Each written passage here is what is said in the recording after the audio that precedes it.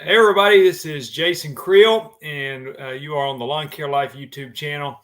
We're live, so but some of you I know probably watch this on replay. Maybe the millions of you watching it on replay. We'll see. So you'll notice I'm not by myself today. I've got my friend James Bartley. I consider James a friend of mine, and also a friend of the show. If you follow the channel, you may have seen him on a couple of videos. He's also been on here before, and James is my mentor in the lawn care industry and taught me what I need to know to get me going in turf care. So appreciate that. So James, thanks for hopping on with us tonight. You bet. All right, we if you're new to the Q&A session, thanks for joining us. We typically you just post your questions. We try to go through as many as we can. We're on here for an hour. If you join late and you miss some of it, you can go back and watch it on replay on my channel.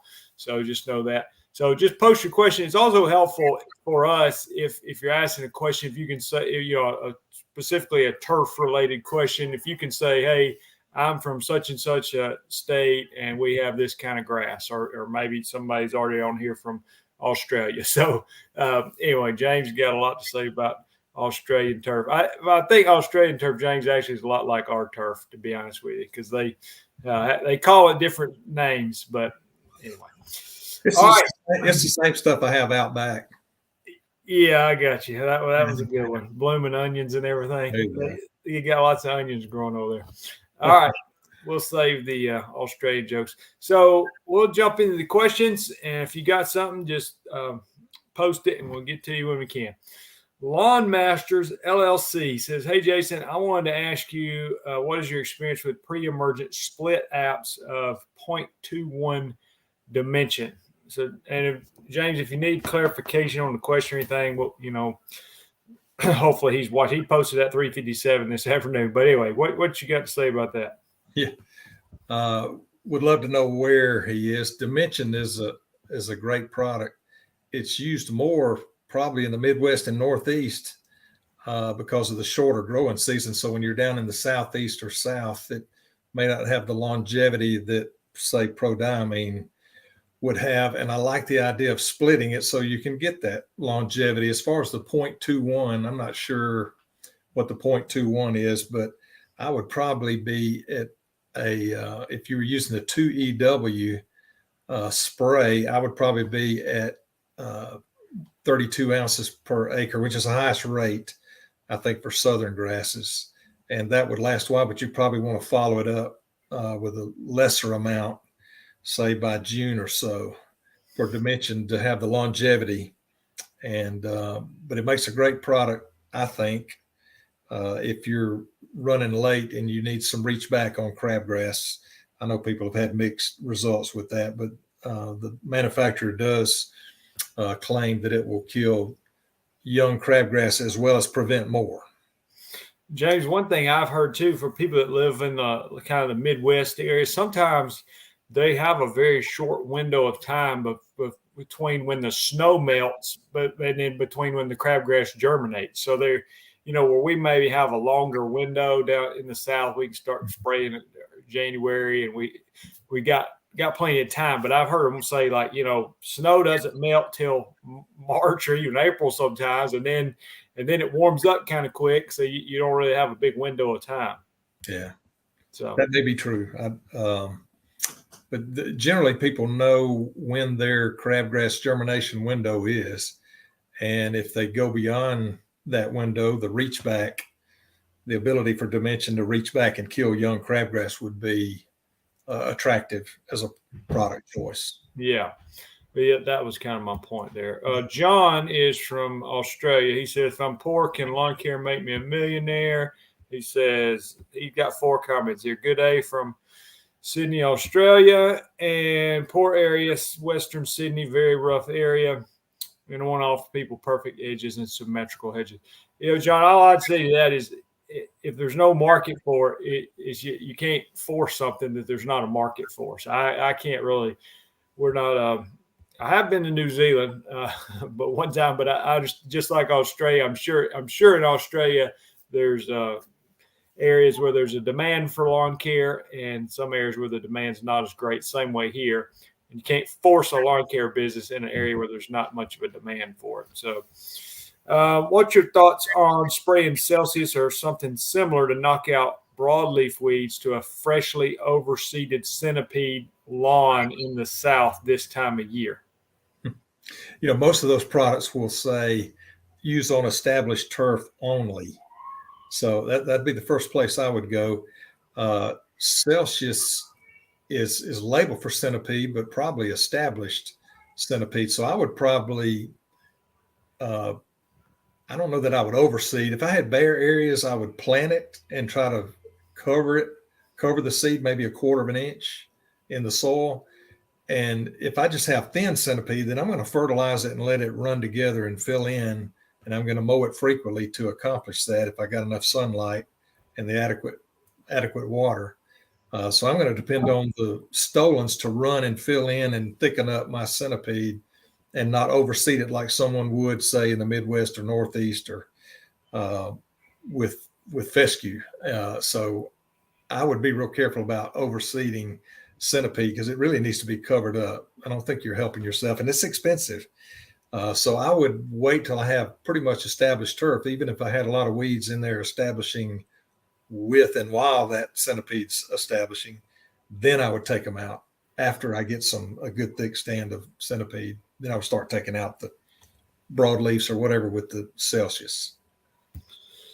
All right. Ken says, can prodimine be put down by a toe behind sprayer that does not have continuous agitation? I seem to be getting results without agitation option on my sprayer. Yeah. What do you think, James? Yeah. I think just adding the water and mixing it, you're agitating it. And then when you travel, hit the brakes, starting and stopping and turning is keeping it agitated. I think when you let that tank sit for hours or days, that it'll settle out. And that may be where you run into trouble not having some kind of built-in agitation. So you could even stir it. If you have, put a boat paddle in there and stir it. So the idea is just to get it stirred up in some way and use it up before it settles out. Yeah, sometimes like if I just put stuff in a backpack sprayer, I mean, it doesn't have agitation, but you have to agitate it by just shaking it, Yeah. And sometimes obviously I wouldn't fill the toe behind sprayer all the way to the very top and then dump your chemical in there because then it's going to have a hard time. But even if you got it halfway full and drove it down a bumpy road, you're going to shake it around pretty good. I like that pizza in that picture right there. That's right. Hey, one guy on here's got a huge chicken on his shoulder. He's the one I like. Carpet Man says, hi from cold, rainy Wisconsin. Now, we were just about perfect weather here today, to be honest with you. It's probably 65 and a breeze and everything. It was great. How do you deal with yards that are messy and got to move stuff to mow? If it's talking about like kids' toys or just, eventually you just got to have a conversation with the customer if it's something that, you say, hey, I don't, you're going to have to pick stay in a nice way, but you're going to have to get the yard cleaned up so that we can work because it's taking us extra time to do this. So you can either, if they don't want to do it, you can either, drop them as a customer or tell them you're going to have to charge them more if you want to do it. So I think it's worth having a conversation with the customer about. I've learned this, sometimes I start playing games in my mind thinking the customer's terrible and they're terrible and they're terrible. And sometimes when you go talk to them, they're really not that terrible. They didn't think it was a big deal. But now that you mention it to them, they always take care of it. So Don't assume they're terrible until you've at least talked to them first. Mm-hmm. Hey, y'all. Good evening. Thanks for joining. He's a regular on the channel here. So manufacturers claim that is extremely accurate. I think he's talking about dimension maybe, but it had a manufacturer's claim on that. So when is a good time to seed in a northern climate? I guess he's talking about James. Don't people? I know they seed in the fall, but sometimes they'll come back and put more out in the spring if it didn't, still not as thick as they wanted. Is that your understanding? Yeah, well, you know, you and I are both warm season guys, but I know enough to be dangerous. But I Yeah. think when it's cool enough in the fall to get germination, because I think you struggle to get germination and it survives, say, in July anywhere south of Canada, in my opinion. You know, if you're 85, 90, 100-degree days, I would not want to be planting a cool season grass. Maybe there's something that I don't know on that. Good chance there is. So I think when you have the first cool weather, maybe it's depending on how far north, it may be a situation where you start overseeding in August or September. Maybe you got cooler days and nights there. And then there's some people that can overseed, say maybe in March when it's, you know, maybe still freezing, maybe this is not freezing anymore, and get germination and it mature before hot summer. I think the big deal is for it to go into the summer pretty mature if you have a hot, long summer. I think that's the ticket. So somebody in Nashville might not get away with spring seeding or be that successful with it because it would be before it mature, they would get into hot temperatures. And so somebody, say in Wisconsin, might be able to do fall and or spring and be successful because the length of their hot summer might not be detrimental to that new young stand of seedlings. That's my opinion. Yeah, that makes a lot of sense. Yeah. Second year of mowing in Northwest Florida and trying to pick up more customers. We have been on Facebook, put out hundreds of door hangers, and took out an ad on Nextdoor. Do you have any other marketing ideas? You know, those things work. Facebook, like local Facebook groups, do work. What I do on Facebook, if I was really trying to get customers, I would you participate in the local groups, but I always try to network with people who can send me business. So I would go on Facebook and look for in your groups, do searches for the term lawn.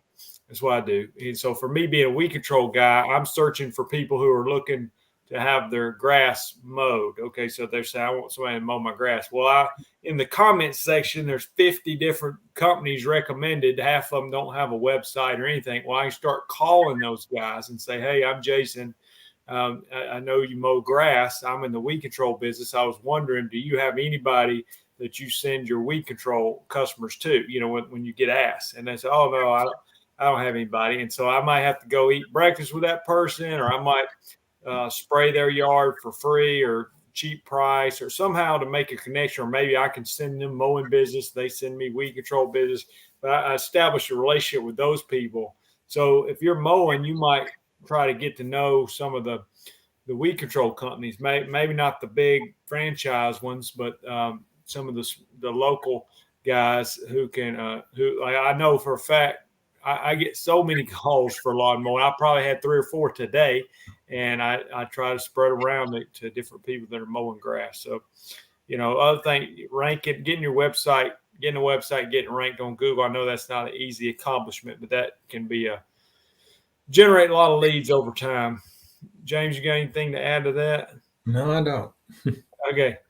Let's see. What are your thoughts on the Oh, that's the same guy asking the question. So he's just talking about split out versus one out. Well, in general, can you just speak to generally, like, pre-emergent, what's the difference? What's the advantage of doing one out versus the advantage of doing a split out? Pros and cons. Again, I think it has a lot to do with how long the growing season is. And if it's a longer warm season, like down south, one application of dimension, probably no matter even if you use a high rate, will need to be followed up with a second rate to supplement or kind of give it a booster, so to speak, to go deeper into the growing season with dimension, because its longevity is not where, say, prodimine is. And so if I were going to use dimension, I would be concerned that I would have late breakthrough because of the short lifespan of even a high rate of dimension in one shot before crabgrass germinates. If that makes sense. So yes, 2 applications. All right. And let's see. Kenneth Baker had a soil test last August. My pH was 5.2. Added lime in August, October, and December for a total of 300 pounds of lime. And he got another soil test with the pH is now 6.0. He's got 3,000 square foot lawn here. Can I add more lime? So what's kind of a ideal pH range for growing turf grass? Well, let me ask this. I just got another soil test result on the same lawn or a different lawn. So did he bring it from 5.2 to 6.0? I think he brought it same lawn from 5.2 to 6.0. I tell you what, generally speaking, 6.5 is optimum, but a 6.0 will grow great turf. I'm not sure I would put any more lime down if I'm at 6.0. And if you send a soil test off somewhere and it's 6.0, most university soil testing labs will tell you not to add any until it gets back down to say 5.5 maybe.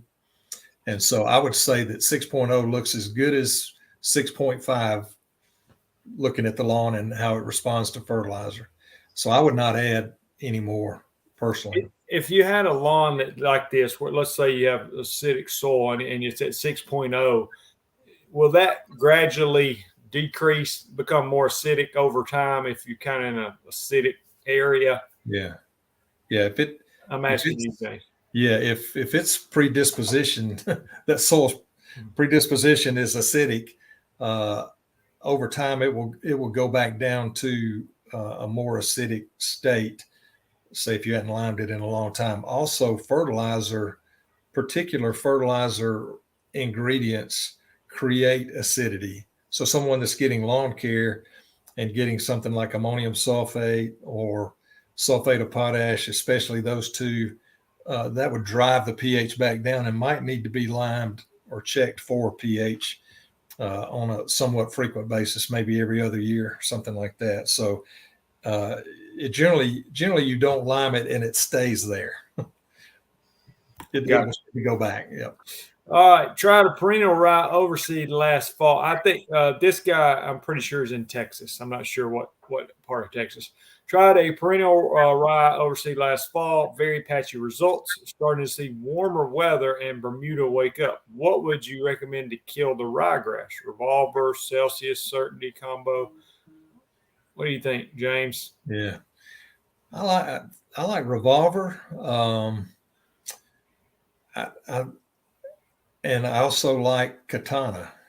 So either one of those, and you can look at the perennial rye or annual ryegrass rate.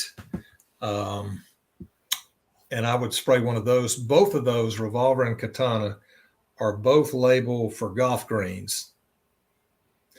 Anytime you see something labeled for golf greens, it means it's pretty easy on the Bermuda. And I should say Bermuda greens. They're labeled for Bermuda greens, not bent grass greens or cool season green. But anyway, they would be easier on the grass. And generally, you're spraying it out in transition. So sometimes the transition months for Bermuda, a lot of products will say do not spray during transition, or you'll get some delayed green up or stunting. And so I'm thinking those two are pretty easy on the turf compared to Celsius, Certainty, and some of the others. I was going to tell you something, James, related to this that might be interesting to the audience too. But I told you about 3.5 weeks ago, I had a new lawn I started taking care of. It was actually an existing customer, but she moved into a new house. The sod was laid, I guess, back in the fall sometime, Bermuda sod. It had a bunch of ryegrass popping up in it, just all over it. Well, I had a bottle of Negate, which is a product that's supposed to be, work on some cool season grasses. Had it, and I went and I thought, I don't want to spot treat all that ryegrass, which I would normally have done with Katana or something like that. So I went and put the Negate in my tank, sprayed it. Well, anyway, she texted me today. It's been about 3.5 weeks. She said, "Hey, I got a bunch of weeds in my yard. They're still not dying." And I said, "Are they the tall, grassy weeds?" And she said, "Yes." And she sent me a picture. So that was my first time. But Negate unfortunately did not do a great job on the ryegrass for me. And so tomorrow I've got Katana in my tank, and I can go back there and spot treat it. Yeah. I got pretty good confidence that that'll get it. Plus the weather's warming up and stuff, so I think we'll be able to knock it out pretty quickly. Yeah. But I do want to see if there was some POA. Maybe I can find some POA and see how it did on that in the same lawn. Because let me know how you come out. That that rim sulfuron it was called Transit, and I think it was one of the first products of its type that came out that was used to transition ryegrass out and get the Bermuda to come in. And so that's why they named it Transit, so transition. And so I think that was the only thing they used, but a lot of people moved away from that and went to other products. So maybe it wasn't perfect. Yeah, and I'll go see it for myself tomorrow. It may be dying and just slower than the customer wanted. So yeah, send me some pictures of that. Trent says, with prodimine and dimension being in use for the last 30 plus years, resistance seemed to be building in particular during the late summer. Thoughts on late spring, early summer pre-emergent? Yeah. Well, my question would be what weeds does he think's resistant? So if you're getting late crabgrass, it's a good chance that the product's just worn out, and then any lingering seed that might germinate are free to germinate and are not necessarily resistant. I don't think some of the researchers have said that they have not found a crabgrass that's resistant to pre-emergent. Now there's some that are resistant to drive post-emergent, but I've yet to see or hear about any pre-emergence. Now dimension, my understanding is dimension and prodimine have the same mode of action. So they're attacking that little crabgrass seed at the same place. It's possible that if there ever was resistance, that that crabgrass would be resistant to both of them because the point of attack or the mode of action is similar, even though they're in two different chemical. One of them's a DNA and one of them's not. Anyway, so I think you're probably just running out. Now, if he's talking about broadleaf weeds, there's a lot of stuff that can punch right through a pre-emergent and be a problem. Chamber bitter, Virginia buttonweed, late in the year, doveweed. There's so many different weeds that don't respond as well as crabgrass. So if his resistance he feels is coming from broadleaf weeds, then it could be that just the pre-emergent is really not that great for it late as it wears down and becomes weaker. But sometimes it's not resistance as much; it just didn't work. Is that yeah. what you're saying? Yeah. I mean, it just didn't stop the seed from. Right. I think if you had resistance, you would see the weeds continue and be successful early after that pre-emergent, not just late. Okay. But Trent, I'll say this for me. We had a lot of rain last year and a lot of in our area. And so this year I am going to be using Spectacle in May to try to, I don't know if I'm dealing with resistance or not, but I feel your pain a little bit. So that's what I'm doing, and see if I can a lot of those broadleaf weeds that James listed out that in the summer and annual sedges and things like that. I'm going to see if I can do a little better job by using Spectacle in May. All right. Larry says, prodimine versus dimension. When do you use one versus the other? That's a Ford or Chevy thing. And I mentioned this earlier, maybe they logged in late. I like the longevity of prodimine. I think it's so water insoluble. It'll handle all kinds of spring rain and still be real strong late. And the makers of dimension would say you need to follow it up.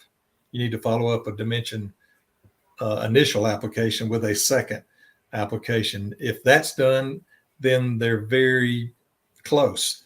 Where would I use dimension that I would not use prodimine? I might use it if Lespedeza is a problem. Lespedeza is on the label for dimension and it does not get prevented with prodimine. So if you have a lot of common Lespedeza, I might, and you're going to use a pre-emergent, and that's a big deal, that weed is, I might go to dimension instead. The other would be that the high rate of dimension will reach back and kill baby crabgrass, and prodimine will not reach back and kill baby crab. So if you're running late with your pre and it's already germinated, dimension would be the choice. So that's when I would use one versus the other.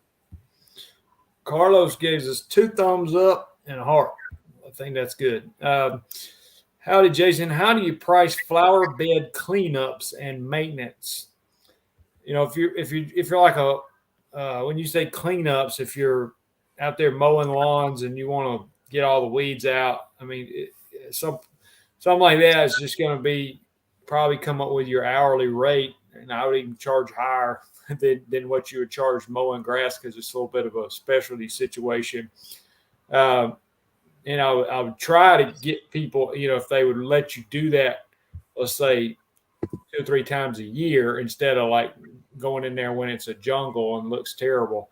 But from a weed control standpoint, uh, you know, we use different products. There's some granular products like Snapshot and Freehand, things like that you can use as a pre-emerge. I'm using SureGuard and glyphosate mixed together. So that the glyphosate basically kills whatever's there, but you can't spray it over the top of stuff. So anyway, stuff like that. I mean, you got to understand what your costs are. And I'm not sure which one of those you're talking about, but usually things like that, I'm pricing it higher per square footage than I would just to treat a lawn because it's specialty products and specialty service, and it's not something everybody wants done, and it's less often per year. What's the best way to apply prodimine? One treatment for 6 months, or do different applications throughout the year? So, I'm saying, James. I mean, if I was understanding, is you know, spray it once in early in the year and once in the fall, or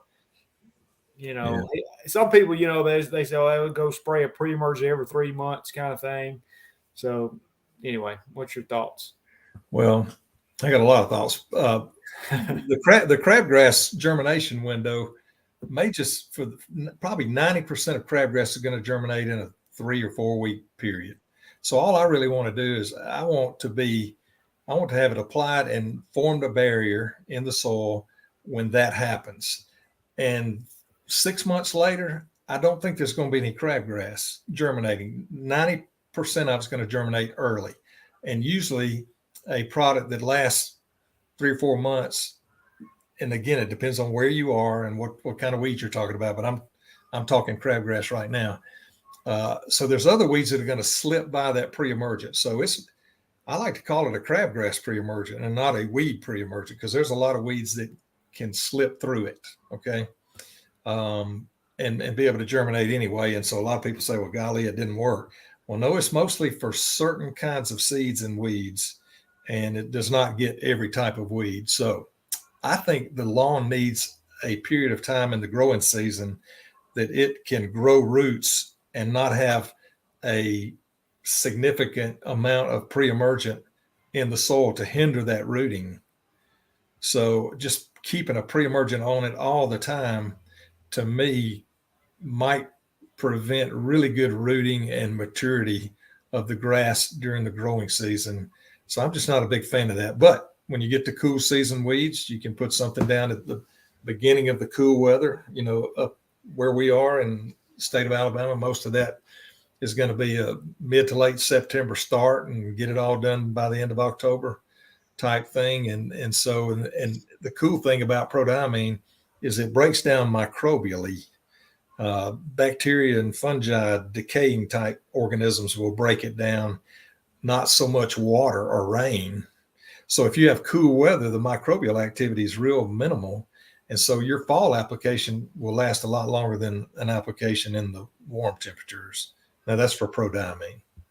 So anyway, hope that touched on some of what they wanted. Carl says X. You have to clarify on that, Carl. There's Ground Effects, hello from Georgia. What's better? Yes, thank you, Jason. I think that was the guy that asked the original question about the dimension and split outs of dimension and everything. Mixing common Bermuda with Latitude 36 is it possible? James, I think that Latitude 36 might be one of those new hybrid Bermudas that like Pennington, you know, makes the grass seeds and stuff like that. So what do you like mixing a, hybrid Bermuda with common Bermuda? Yeah. I don't know. I believe I'd go with just one, because you'll get different growth rates. You know, in the cool season world, they have a blend of, say, fescue. They might have one that's can tolerate the heat, one that's a prettier color, one that tolerates disease better, and they'll put a combination. They'll call it a blend, and that may be kind of where he's thinking. He may be influenced by some of that talk, but I would rather have a pure stand of Bermuda because they will take on such a different look. And if one of them's more successful in its germination than the other, it could look weedy, like one of them's a weed. So it would look like putting a different colored piece of tile on your mason tile with a different color. I'm wondering if he's got common and he's wanting to put some Latitude 36. You might when he warms up, kill off your common Bermuda and then seed it with the Latitude and see if you can get a solid stand of that. Mm-hmm. So every 2 months.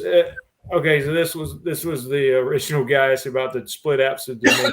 If you were going to do a dimension split out, say early in the year, would you space it out about every 2 months? No, it'll last longer than that. Yeah, it depends on where you are again, and nobody's telling us where they are. So if they're in warmer, rainier weather, 2 months may be it. But I'd really love to know. If I was having a conversation with lawn masters, I would say, what weeds are you concerned about? Because that's going to dictate how I answer.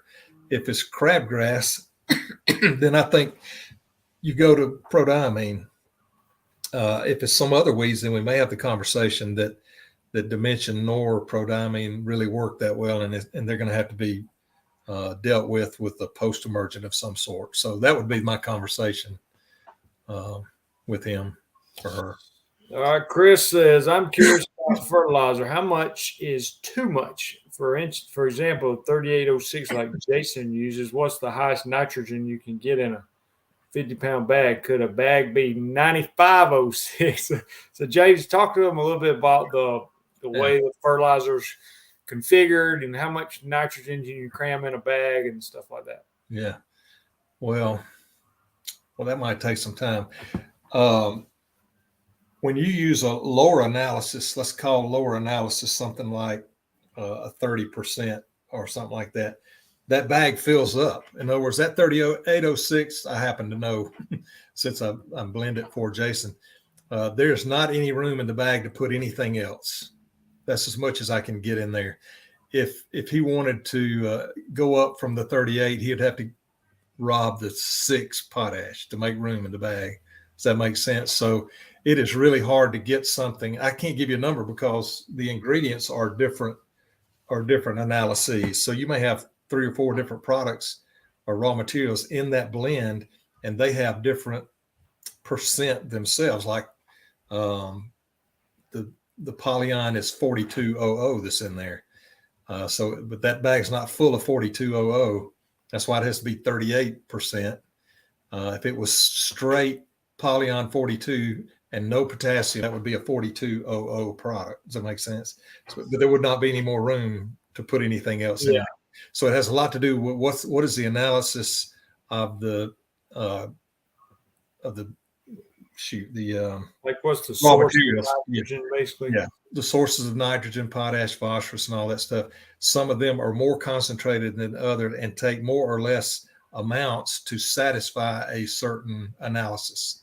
But once that bag is full, there's no more room to do that. But a good point from this, I don't know how, are we getting backed up? Yeah, but go ahead. A good point is that you don't want to have any filler in a bag. So that 3806, I can make the same ratio. Let's just try to half it into a 1903.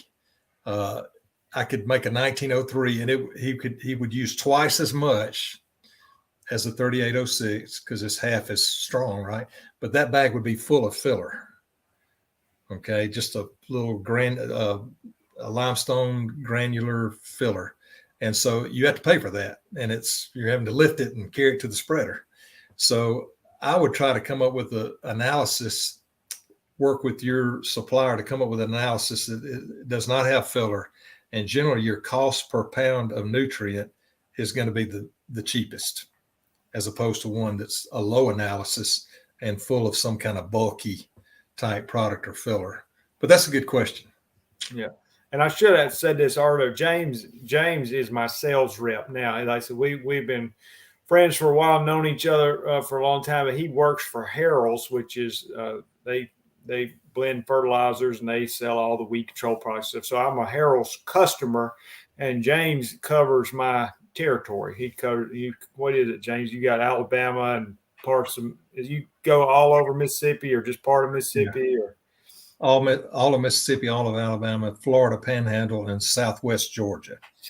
So James helps me, and he's helped a lot of people. And so when I need fertilizer, I call James. I let James tell me. He knows way more about it than I do. What I've learned has been from him. So the reason I use the 3806 because that's what James told me to use. And then when I told him, hey, James, I want to tweak my program. So I kind of, I'm out there in the yards and I know what I kind of want to do or what I'm having problems with. And so I call him and he recommends to me. He said, well, okay, if you want to do, like I went from 6 apps to 7 apps. So he got me a fertilizer to put there in the springtime. And then now I'm doing 7 apps, but I'm doing things a little bit different. So this year he's got me a slow release fertilizer that I put out round 2 early instead of what I was doing last year. So anyway, if you're in those areas and you want to get in touch with James, just holler at me and I can connect you. And in other areas too, if you want to buy from Harrells, y'all pretty much cover the whole U.S. Is that right, James? Or is there areas y'all? Pretty much. There may be some, like Wyoming, working there's Arizona fertilizing cactus and stuff. Yeah, well, we're in Arizona too, but anyway. Well, if you need if you watch this, you need somebody, you just get in touch with me and I can connect you. So there you go. All right. What do you do on rainy days or in off season to stay busy? Well, the off season for me, that was one reason I started doing weed control. It's year round for us in the South. I know, it's tough. So, again, I don't know where you live. So some people off season is snow plowing and things like that. And some of the people with cool season grasses, they have a true off season for weed control and fertilization. And I think a lot of them, they just try to make as much money as they can during the busy season. And some of them are happy to have a break. They get done aeration and overseeding in the fall. And some of them might put a little fertilizer out in the fall. So anyway, they're happy to have a break and they're just now getting back going about this time of year. But for us, there's really not an off season. But yeah, I think that's an important question. I know lots of people that they have good income during the warm months and not much income in the winter. And that's not a great business model for a lot of people. So it just depends. Chris Reddick, that will burn the turf, I think. Let's see what Chris Reddick asked. I forget. Chris said, oh, he's talking about the 9506 fertilizer. Yeah, I guess, you got to be a little careful. I don't know that there's such thing as that. In East Texas, St. Augustine grass with zoysia. When is a good time to aerate? What would you say to that, James? I would say East Texas. I would say April or May. You might can do it any time of the year, and there's probably some companies that do it any time of the year just for the revenue, and they let the chips fall where they maybe under irrigation. But if you're in a dry climate where irrigation is not as prevalent or available, maybe during April or so like that in the spring and allow the roots to grow and do it during kind of a rainier part of the spring maybe. And again, this is warm season. There's guys that do it in the fall when they're overseeding up north with fescue and stuff like that because they're getting into their season, right? And so I think that you don't want to create too much air and that the roots dry out and you have some kind of setback that way. I don't think that's a big deal, but if there is a small influence, I might stay away from the hot, dry weather on aeration. We got about 20 minutes left. So if you got your question, get in. James, we are getting behind, so we'll pick up the pace just a little bit. Good evening, Jason and everyone from Kansas City. Thank you for that. What's your ride-on sprayer calibrated at? I've got 2 ride-ons. I got what was the old Ground Logic. It sprays quart per thousand, and my what they call the Z turf equipment. There's the Z spray, basically. The LTS is the small one. It sprays about 2 quarts per thousand. Hey, what's up, guys? What's the best fertilizer you use on California grass? Something that's not being sold in local Home Depot, Lowe's, etc. That might be a little broad, James. What do you I don't know what California grass is. Yeah, well, you might give us a little more work with on that. What kind of grass you have? I've done soil tests, 2 from NC State and 1 from my soil. Applied 30 pounds per thousand of lime in September of 2021. And the test from NC State, which is the Malic 3 extraction, shows a pH of 5.7. My soil says 6.5. That's not a terrible range. Even if he's somewhere in that range, that's still not bad. Is that, James, what you say? I don't know what my soil, unless it's one of those do-it-yourself things. And I would think that my soil, if it's a do-it-yourself type kit or something, might be close enough. Like what they say, like hand grenades, close enough. Like hand grenades. But I would think that NC State would have some real accurate stuff. And I know Auburn University on turf will not recommend lime until it's say down around 5.5. But some of these companies or soil testing labs are recommending a small amount, whereas another view is to wait until it gets close to low and then lime significantly so that you don't have to lime again for 2 or 3 years. Chris says, is there a Preemergent that works on nutsedge or at least suppress it? I don't think so. On other sedges, there are. Yeah. Annual sedges like kalingas and stuff. So when you spray, like let's say you spray dismiss or something like that early, it's not a pre-emergent. You're basically just burning it down real early. Is that right, James? Well, nutsedge is a perennial. So that plant was there last year. Yeah. It probably expanded to a new plant with a rhizome, and it popped up. So I don't think there's a lot of necessarily seed germination going crazy. It's a lot of vegetative expansion, growing by roots and rhizomes and expanding that way. And that perennial, that's like your Bermuda grass. Preemergent is not going to keep your Bermuda grass from growing. So being a nutsedge both nutsedges that I'm familiar with, yellow and purple, are both perennials. And so you would have to get into the annual sedges for a Preemergent to work. And one like Spectacle is pretty good at it. The what'd you just say? The dismiss, can work pretty good because as it germinates, it's going to take in that dismiss and be damaged or killed by it. Yeah, boy, says Chris Reddick. No, only posts from what I know. All right. Yard Pharmacy, Justin Popsy. It says, just dropping in to say hey to 2 mentors. Used a Pro plugger today and plugged about 5,000 square feet of Bermuda at the house. Here's hoping it takes over and fills in like I want it to. Yeah, I got a Pro plugger in 5,000 square feet. That's a good bit of work. So shout out to Justin. He's a good guy. Talk to him today. All right, how to treat dollar weeds south of Mobile, Alabama. When to treat, how often? I'm assuming he maybe have some centipede or St. Augustine or something down there maybe. If I'm south of Mobile, I'm going fishing.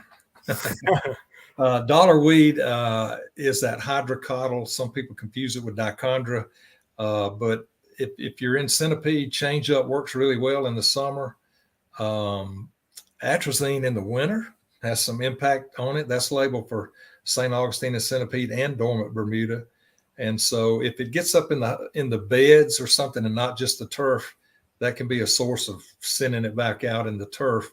But I like change up really well, or a combination of change up and metsulfuron manner in the summer and on centipede especially to kill dollar weed. I think it works pretty good. Lewis says, can I overseed and put down Preemergent at the same time? I can't think of a time that you can do that. Your Preemergent is going to keep your seed from doing very well. All right. What would your strategy be for prodimine in a place like Hawaii where it's growing year round? Probably a situation where I've heard it's like in parts of Florida, the crabgrass never dies because it never gets cold enough to kill it. So what do you do in that situation? Yeah, that's a good question. If it's already there and it doesn't die, then how are you going to prevent it with a Preemergent?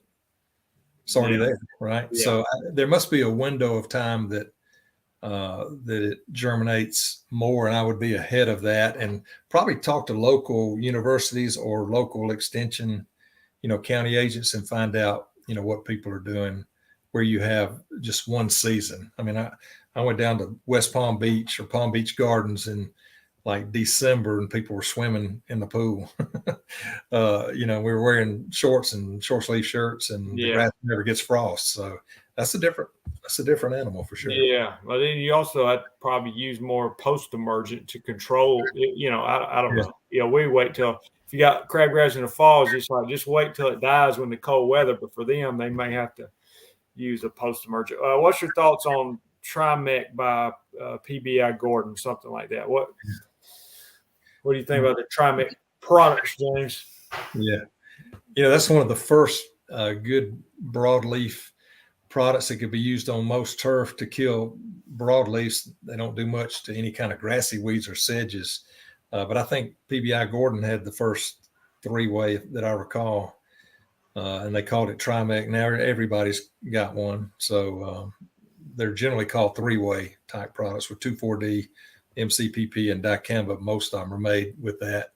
And for the price and for what they do, they work real well, especially on easier weeds. When you get into some really tough weeds, you have to go to something besides just those 3 ingredients, something with fluroxapyr or triclopyr, and get a little hotter and heavier, and generally cost more. When they say 3-way, is that kind of 3 modes of action, or three main ingredients, or what does that refer to? The short answer is they took 3 products that work on broadleaf weeds, and they took small amounts of 3 products and put them together. And those smaller amounts of 3 products work better than the full amount of any one of the 3. Oh, I got you. Some synergy. Synergy. That's right. All right. He said, thank you for something we answered earlier. Okay. Lawn Masters has revealed his location here. He's in Kansas. Yeah. And you asked what weed he was really struggling with. He's saying henbit. He's wanting, about the dimension on that. Yeah. And Lawn Master, I'd love to know what grass type. If you're in Kansas, it's probably cool season grasses. I would do Postemergent on henbit, because you're probably overseeding in the fall. And when those fescue or bluegrass, whatever kind of cool season grass you're using, when you're overseeding and it's germinating, so is the henbit. And so I would wait till the grass matures, you mow it a few times, and then spray the henbit with a Postemergent, something like Trimec might work. But you may have to get something with a little more bite than just Trimec or the typical 3-ways to get henbit. You may have to spray it twice. Justin says, James, you can decline the answer if you need to. Is the Anderson's products good? He's in Long Island, New York. Okay, I'm going to answer his question if he'll answer mine. I need to know if he was named after Justin Hayward of the Moody Blues. The lead singer and lead guitar player for the Moody Blues was Justin Hayward. I'm a real big fan of that group. So when I saw his name on the thing, I go, his mother and daddy must have loved the Moody Blues. But anyway, it may be a coincidence. Okay, Anderson's is a great company. They've been around a long time. Companies like Harrells and the Andersons get raw materials probably from some of the same places. Some of their slow release technology may be different, like we have polyon and nobody else has polyon.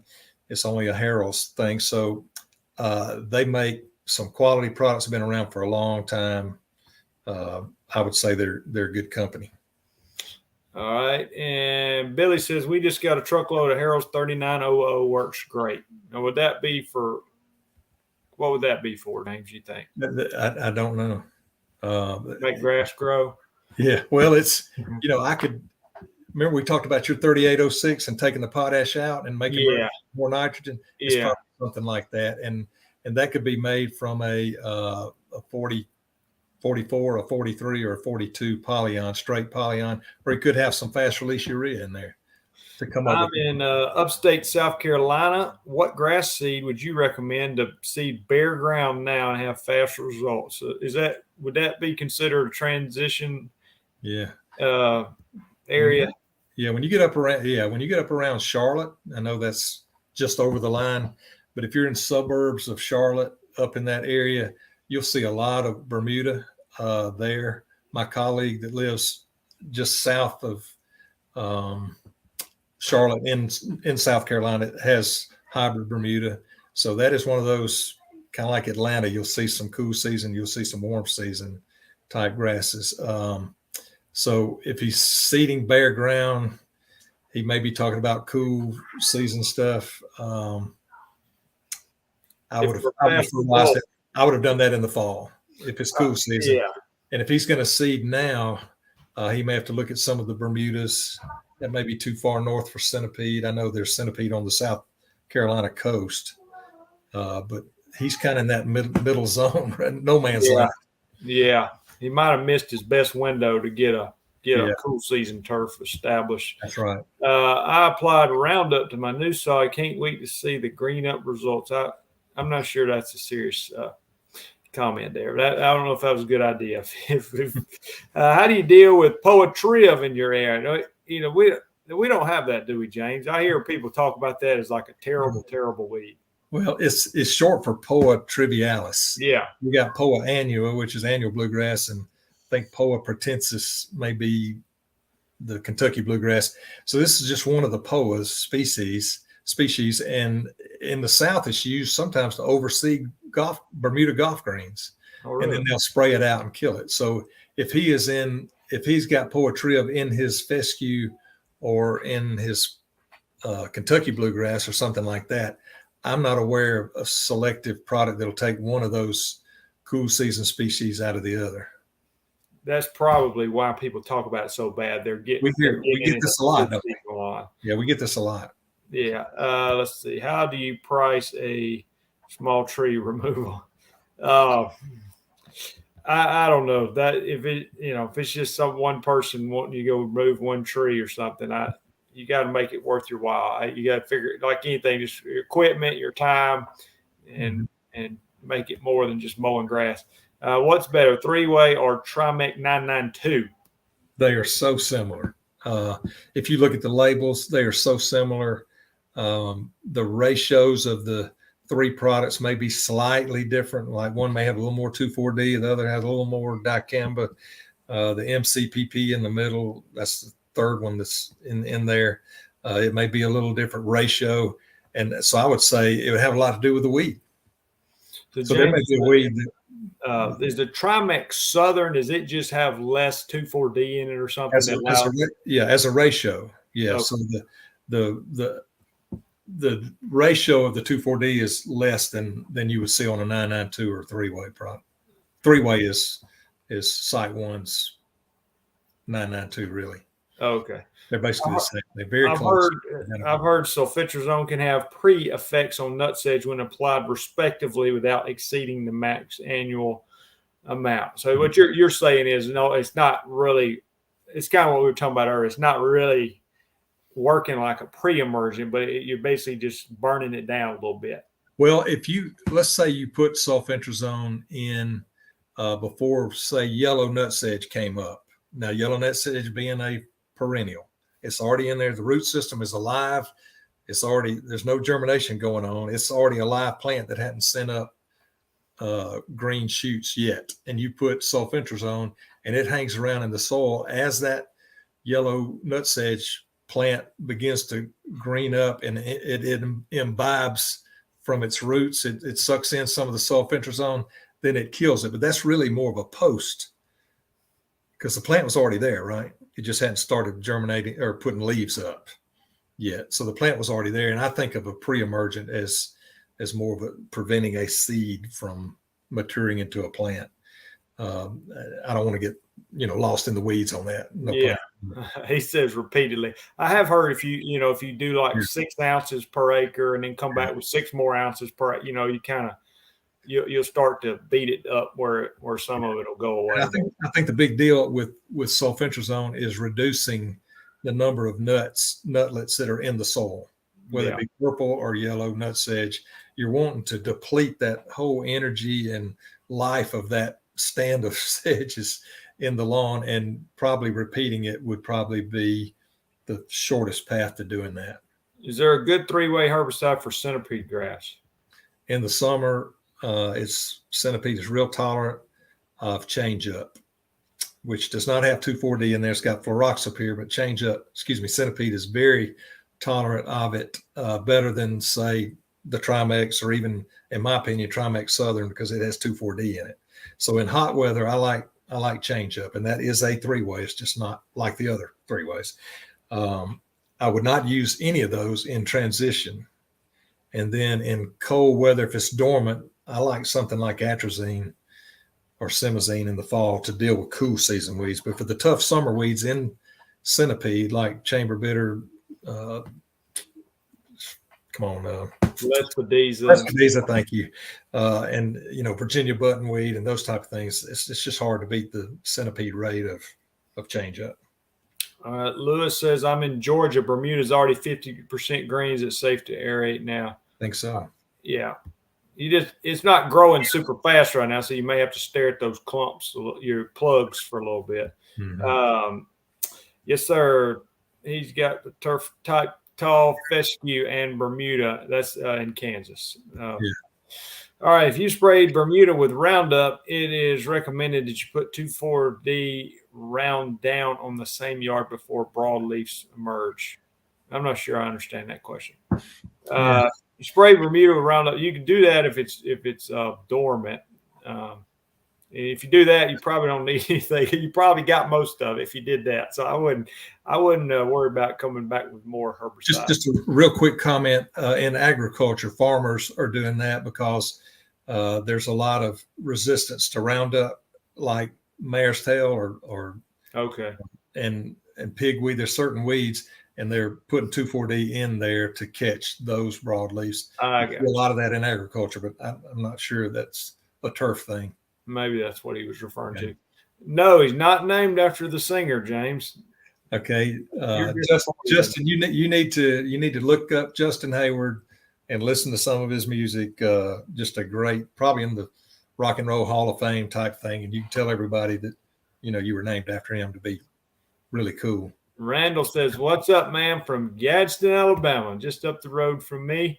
Yeah. I'm in South Florida. We had a lot of issues with crabgrass, especially in the Palm Beach gardens after last summer. The pest control company we use is now using Preem 4 times a year. We have much less now. So that kind of goes back to what that guy was asking about in Hawaii. What do you do with?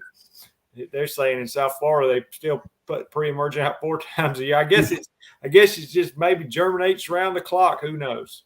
Well, Palm Beach Gardens is where I actually went when I said it just never really freezes down there. I was at that PGA National Resort thing down there, and he probably knows exactly. Cookie knows exactly what I'm talking about.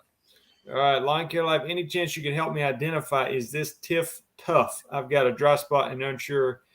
I don't see a picture, but I don't know that James would have a lot better chance of differentiating between different types of Bermudas than I would. All right, so Fitrazone is pretty hot on zoysia. I found at the high rate, but knocks nutsedge down for sure. Yeah, I mean, James, you got to be a little bit careful in July spraying that. Wouldn't you say with the sulfitrazone, you go like May, it'd probably be fine, and maybe don't go high rate. Yeah, just find out what your comfort zone is. I remember using it, and the customer called me back and said, "Guy, you've burned my zoysia." I went out there, and this was when it first came out. And I'm going, well, gosh, it's labeled at this rate. And I said, well, just water it. And I said, I'll come back in a week and we'll see what it's doing. And, if we need to resod or whatever. And he called me and he said, gosh, it's already green back up. So it's a very short-lived discoloration in most cases. All right. We're almost out of time. So I'm going to ask you guys, please don't post any more questions. We're going to try to get through the questions that are already posted here. If we can. So that per tree, this one's talking about getting the trees out. You really probably need somebody that's got more experience with landscaping to doing that. But I would say if you don't have any experience, don't get in over your head and say, I'm going to pull a tree out from by your house. And if you don't have the equipment and the manpower and that stuff to do it. So, and the insurance. Yeah, the insurance. You end up anyway. Anyway, there's a reason people charge a lot for that. Cameron says, "Hey, buddy, question. I'm in Huntsville, Alabama. What are you using on POA?" He's talking to you, James. What do you think you use on POA? Most of that's, I'd say about 10 or 15% of Huntsville is cool season grasses. So let's don't talk about that. Fescue. Let's talk about the Bermuda that's up there, mostly Bermuda and Zoysia in Huntsville. And a lot of guys are using Spectacle in the fall, and they're getting incredible POA control as a pre-emergent. That's what I would do. I would try to prevent it instead of trying to kill it after it's already up. And post-emergent, you could use something like Revolver or something like that. But by this time, be honest with you, when I'm seeing, I'm not too worried about it. Once the grass starts turning green, it's not as noticeable, not quite as ugly. So thanks for live stream. Great information. Hey, James Bartley, Jason's best guess. Wanting to get into spraying yards like you do, how long, how much would it take to get started good? Depends on what you mean good. I mean, you can get a spray rig for anywhere from $3,000 to $50,000, I guess, if you want. So you can do, and it's just how fast you think you can get the customers. It took me really, I got like 100 my first year, and that's not a lot. I was mowing grasses, doing some other things. So it took me 300 or 400 customers to fill up my route. So sometimes the marketing side is a little bit tougher than the buying a spray rig or something like that. Cameron in Bermuda, he's maybe referring to somebody's other question they was talking to. Cameron, I'm working for a solar company called TDI. We use Spectacle and really didn't get good results with it this year. Where's he? Oh, he's in Huntsville. Okay. Yeah, I know them well, and I think just a lot of rainfall. Yeah, and the timing of it, it's just not perfect. Yeah, I had some breakthrough this year, so I just a couple yards, and I mean it's definitely not perfect. POA is horrible. I've got some in my yard. Notice a lot more in several of my accounts. Southwest Ohio. Dig it out or round up. Tough conversation with customers. So it's probably not probably we got stuff that would kill it in a warm season lawn, but it's going to be tough on those cool seasons. Jason, I've always thought if you're gonna overseed every fall, why wouldn't you kill out with Roundup what you don't want and then overseed it with what you do want it? Yeah, let that germinate in there and take over that spot. Yeah, maybe more to it than I think. Cameron says, yes, I'm Bermuda. Cameron hit it with Roundup while dormant. How to kill centipede and St. Augustine in Zoysia. I get that a lot. What do you think? Yeah. Ever since they took MSMA off the residential market, it's been really tough to do it. I think I would have to use a product that is labeled for Zoysia at a high rate and use it in the hot summer, a product that St. Augustine and centipede is not labeled for and that it injures them. And I would have to try that maybe a couple of times. I'm looking for something the Zoysia can tolerate and the centipede and St. Augustine cannot. I also might in the winter spray Roundup because the centipede and St. Augustine don't go all the way dormant. So you might get a low rate, half an ounce of Roundup per gallon of water, maybe an ounce, and just try to surgically spray those areas at that time of the year. Maybe you won't harm the Zoysia as much as you will them. So those are two thoughts. I literally been spraying it and come back a few customers' yards and it was yellowing. Then it had multiples in several areas. I've lost track of what we. That might have been dismissed. Sulfentrazone. I don't know. He's the one that's working for TDI in Huntsville. Okay.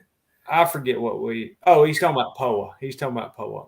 POA annual. Back to a few of my customers' yard and it was yellowing. Okay, and then it had. Yeah, it's very slow to die. It just takes forever. That it's working. It just takes forever. That's why it's better to just get ahead of it with your Spectacle if you can. Yeah. Well, he said they tried it and it didn't. Yeah. We're a professional company. We don't use Roundup. LOL. Okay. I want to wish you the best of luck this season. I'll be starting treatments here in is that Massachusetts? Okay. I almost said Maine, but I think that's ME. After April 4th. Cool Power works great early up here for the early spring weeds. Is that a new farm product? Is that kind of like It is. It's got triclopyr in there, and that hurts Bermuda, so you don't see it used much here. That's supposed to be good on the wild violets and stuff, isn't it? Correct. Yeah. Creeping bent grass is the lawn. Let it ride or destroy. Northeast. Yeah. You know anything about creeping bent grass? Yeah. It's a cool season grass that creeps. It has rhizomes, or it moves. It's not as much of a bunch type grass like fescue is. So again, I would be a fan of going in and spraying a product that will kill that whole area and then reseed it with the desirable grass at the right time. Cameron says we use Tribute. What do you use, Jason? I was using this spot treating POA this winter. I was using either Tribute or Revolver. Cameron, professional companies know how to get rid of All right, y'all just quit all that. Y'all. Is fertilizer and herbicide prices getting out of hand? If so, do you ever think that? Maybe, James, you give a 30-second answer on the market going crazy high, and is it going to come back down? Well, some of the chemicals, or the herbicides and stuff, have not gone up too awfully bad. The fertilizer's gone crazy, but about 8 years ago, I remember a $16 bag going to 21, and it came back down to 17. Okay, so will it ever come back down to what it was 3 years ago? Maybe not, but I don't see it doing this, because I think the supply will catch up with the demand. There's too much money to be made to limit the supply. That's my thoughts. And is ag kind of driving some of the prices? Yeah, but they do every year. They do every year. To me, I think it's a lot of times it's the supply. So you had the COVID deal, and a lot of plants closed down, and a lot of them thought, well, we don't want to produce a lot of it and have a big inventory because everybody's in their house with a mask on. And but they were wrong. Farmers were still using it. Lawn care went crazy during COVID. People wanted their landscapes looking good while they're sitting at home working on Zoom and online, and so they spent more money on lawn care than they did prior to COVID. COVID is one of the best things that's ever happened to lawn care. Cameron says Postemergents aren't killing it off. He's talking about the PO. I'm in Alabama. Yeah. Weather promotes weeds. So and I sprayed some Celsius at a high rate, and the PO is just, once it starts seeding heavily, it's harder to kill it real quick. Yeah, the grass is going to turn green soon, and it's not going to be as big a deal. We split out our pre's 4 out of 6 of our applications, mainly treating St. Augustine though. So, all right, and last thing, hello guys from Romero Lawn Service. Appreciate that. All right, you guys did great. Thanks for all the questions. I guess we could have kept going, but I appreciate y'all calling off. So, James, thanks for being here and sharing your knowledge with us. You certainly helped me a lot over the years. And like I said, if you guys want to get in touch with James, you can get James. If they're what's the best way? If they wanted to get with you, they just get in touch with me and me connect you to them, or I don't know what kind of information you want to give out. No matter what state you're in, even if you're in Minnesota or Oregon or Arizona, just get me in touch, because we've got my colleagues in those parts of the country. And if you're in my area, I'll be glad to work with you and talk to you. But you could go to Jason, or you can go to the Harrells website. There's a big map where you can put the mouse over a state and click on it. But there's also golf reps and nursery reps. So you want the turf lawn care rep like me. All right, thanks, guys. And James was out there. He hadn't always been a salesperson. He was out there in the field for a long time. So that's why that's what makes him great. He's been out there. There's hardly a weirdo customer that has complained and made excuses and whined that he hadn't heard it. Yeah, I got stories. Yeah, so we could probably do a whole hour on dealing with people instead of dealing with grass. It'd be more entertaining actually. But anyway, thanks guys. More of this, please. All right, appreciate everybody watching. I'm trying to do these, maybe every other week or so. So we'll keep it going. I've got some more guests we might have on here, and I'll twist James' arm and get him back on here sometime maybe. So I'll be glad to. All right, talk to y'all later. Bye.